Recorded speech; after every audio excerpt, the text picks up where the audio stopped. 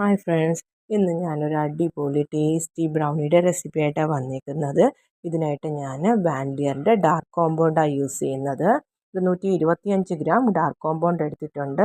ഇതിലേക്ക് 50 ഗ്രാം ബട്ടറും കൂടെ ചേർത്ത് നല്ല രീതിയിൽ മെൽറ്റ് ചെയ്തെടുക്കുക. ഡബിൾ ബോയിലിംഗ് ചെയ്താണ് മെൽറ്റ് ചെയ്തെടുത്തേക്കുന്നത്. ഇത് നല്ലവണ്ണം റൂം ടെമ്പറേച്ചറിൽ തന്നെ തണുക്കാനായി മാറ്റി വെക്കുക.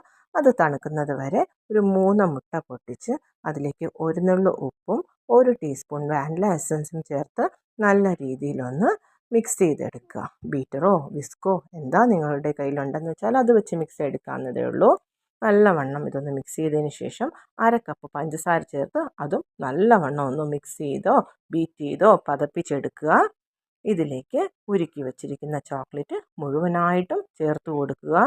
അതും ഒരു വിസ്ക് വെച്ച് നല്ല രീതിയിലൊന്ന് മിക്സ് ചെയ്തെടുക്കുക.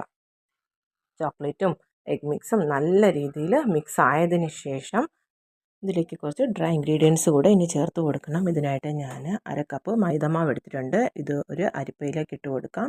ഒരു 1/2 ടീസ്പൂൺ ബേക്കിംഗ് പൗഡർ എടുത്തിട്ടുണ്ട്. അതും കൂടെ ഇട്ട് രണ്ടും നല്ല രീതിയിൽ തന്നെ അരിച്ച് ഇതിലോട്ട് മിക്സ് ചെയ്യുക. അതിലേക്ക് ഒരു 1/4 കപ്പ് കൊക്കോ പൗഡറും കൂടി ചേർത്ത് നല്ലവണ്ണം തന്നെ അരിച്ചിട്ട് മിക്സ് ചെയ്തെടുക്കുക. കട്ടകളൊന്നും ഇല്ലാതെ നല്ല രീതിയിൽ ഇതൊന്ന് മിക്സ് ചെയ്തെടുക്കണം. ഇതിലേക്ക് ഞാൻ വാൻലിയറിൻ്റെ തന്നെ മിൽക്ക് കോമ്പൗണ്ട് ഒരു 50 ഗ്രാം എടുത്ത് ചെറിയ ചെറിയ പീസുകളാക്കി വെച്ചിട്ടുണ്ട്. അതുകൂടെ ഇതിലിട്ട് നല്ല രീതിയിലൊന്ന് യോജിപ്പിച്ചെടുക്കുക. ഞാനിത് ബേക്ക് ചെയ്യാനായിട്ട് ഒരു 7 ഇഞ്ചിൻ്റെ ഒരു കേക്ക് ടിന്നാണ് എടുത്തിട്ടുള്ളത്.